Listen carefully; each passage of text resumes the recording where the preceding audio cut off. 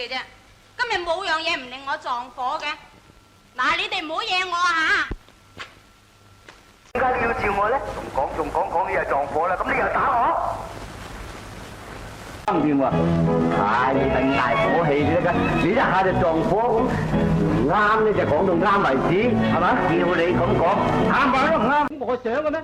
搞生意啫嘛，夾硬話我搞女人，問你撞唔撞火啊？咁啊，大少你又係嘅。我講啊，真係我越睇就越撞火。睇下你個衰樣，邊同我拗頸？你哋話撞唔撞火？你哋話啦。好嬲啦，打牌遠埋嗰個搞得掂嘅，我撞火噶啦，快瞓覺啊！哦，係啊，我都憎鬼死佢啊！我睇見佢就撞火啦。阿芳啊，咁我哋睇唔見啊，眼唔見係好地地啫，睇見係撞火噶啦嘛。佢明框有意激我嘅，人哋使乜咁撞火啫？火係咪爸爸撞火啊？佢有咩好撞火啫？佢真係咁講？我越聽越撞火，咪走嚟見你咯。啊，你哋而家至翻嚟，究竟搞咩鬼？一叔，你千祈唔好撞火字。